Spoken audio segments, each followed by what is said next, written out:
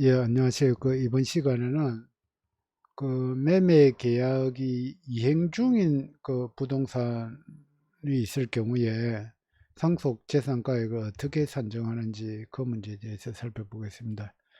일단 첫 번째가 양도자의, 그러니까 돌아가신 분이 부동산을 양도를 했을 때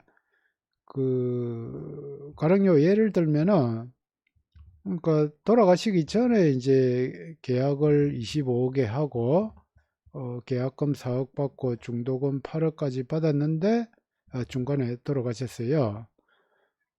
그리고 이제 상속인이 이제 잔금을 받게 되겠죠. 이런 이제 케이스가 됐을 때를 말합니다. 근데 이제 돌아가신 분이 양도자의 입장일 경우에는 아직 양도인, 그러니까 돌아가신 분 명의로 부동산이 돼 있잖아요. 그러니까 이 상속 재산은 부동산으로 이렇게 평가해 가지고 신고하셔야 됩니다. 그런데 그럼 그 부동산 가액을 얼마로 하느냐? 13억으로 해야 됩니다. 이게 왜냐 하면은 4억하고 8억, 요 12억, 합계가 12억은 이미 예금 통장에 예금이 되어 있잖아요. 그러니까 요거는 예금 자산으로서 상속 재산에 포함이 되고, 나머지 못 받은 13억 잔금만 부동산 가액으로 해가지고 신고하시면 되겠습니다. 그래서 상속 재산은 부동산이고, 상속 재산의 산정은 13억으로 하시면 되겠습니다. 그런데 이게 만약에 잔금을 받기 전에 먼저 등기가 이전돼 버리면 어떻게 되느냐? 그렇게 됐을 때는 이 채권으로 해야 됩니다. 그러니까 이미 이제 돌아가신 분 명의로는 등기가 안 돼 있잖아요. 등기가 넘어가 버렸으니까 그때는 매매대금 채권으로 해가지고 이 상속재산을 신고하시면 되겠죠. 어, 그리고 그 반대로 이 돌아가신 분이 양수인의 입장이면은 이미 지급한 금액을 이 상속재산으로 채권으로 해가지고 하면 되겠습니다. 가령 이 지급한 게 4억하고 8억이잖아요. 그 12억을 채권으로 해가지고 신고하시면 되겠습니다. 요거는 뭐 그냥 간단하게 그렇게 하시면 되고, 그러니까 자기 명의로 아직 뭐 부동산이 이전된 것도 아니니까 그냥 지급한 금액을 채권으로, 만약에 해지된다고 했을 때 12억을 돌려받아야 되니까 그 금액을 채권으로 해가 신고하시면 되겠습니다. 그런데 이 양도의 경우에 있어서 조금 문제가 복잡해질 수가 있는데, 가령 이 잔금을 개시하고 나서 위약금이 발생하면 어떻게 되느냐. 가령 이제, 이런 식으로 돼가지고 상속이 되고, 잔금이 13억을 이제 매수인이 줘야 되는데, 매수인이 이제 잔금을 지급하지 않아가지고, 매수인이 위약금을 물게 된 거예요. 그럼 상속인이 이제 그 위약금을 수취하게 되는데, 그 위약금은 상속재산하고는 관련이 없는 걸로, 왜냐하니까 상속 개시 당시에 모든 걸 평가를 해야 되니까, 상속 개시 당시에요. 근데 그 이후에 위약금 계약을 했다는 거는 상속인하고 매수인하고의 이제 그 계약이니까 피상속인하고는 관련이 없는 걸로 봐서 위약금은 상속 재산에 반영 안 하셔도 되고, 근데 상속 개시 6개월 이내에 그 계약을 변경하면 어떻게 되느냐. 가령 계약 금액의 25억인데 27억으로 정액했단 말입니다. 그것도 6개월 이내에. 그렇게 됐을 때는 이 2억을 추가로 해야 됩니다.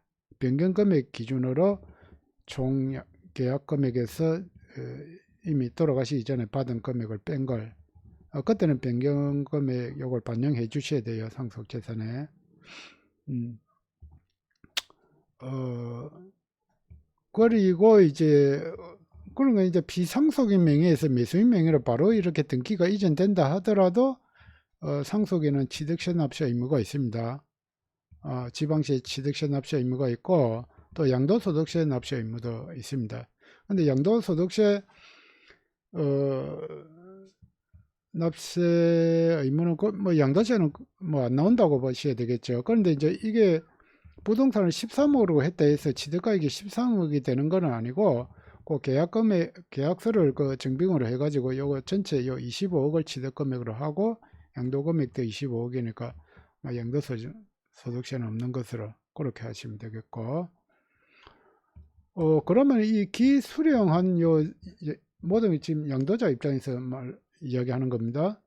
그 기수령한 이 12억에 대해서 이거는 일단 추정 상속 재산으로 봅니다. 그러니까 이게 예금으로 다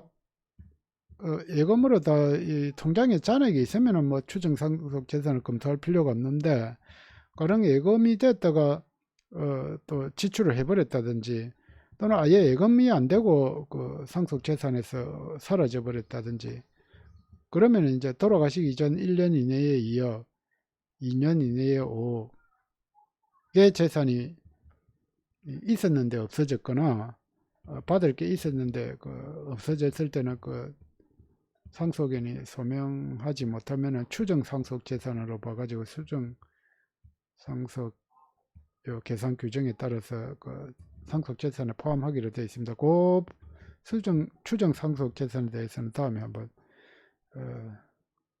영상을 올리도록 하겠습니다. 그리고 요 재산에 예금에 꽂혀 있다면 당연히 금융재산 상속 공제가 가능하고, 그런데 이제 조금 더 어떤 케이스에 보면은 이렇게 해놓고 나서 이 채무로 가령 이렇게 양도계약을 하면서 그 세입자 명도 비용이 이제 추가로 발생했을 때 그걸 채무로 뺄 수 있느냐, 이런 문제도 있을 수 있는데, 일단 상속 개시 당시에 이 명도 비용이 확정적으로 발생했다면은 그거는 상속 채무로서 빼면 되겠습니다.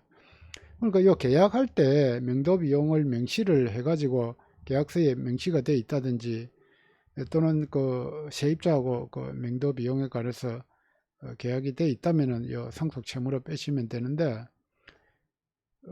그런데 그때는 돌아가실 당시에는 그런 계약이 없다가 추후에 뭐 명도 비용이 발생했다, 그건 안 되겠습니다. 상속 개시 당시를 항시 기준으로 해야 되니까.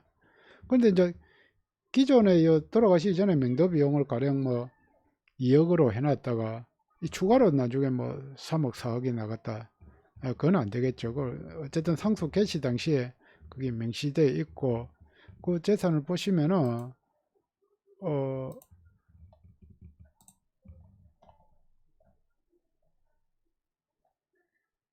요 이제 상속 개시 당시에 채무부담 계약서 이게 해가지고 확정되어 있어야 됩니다.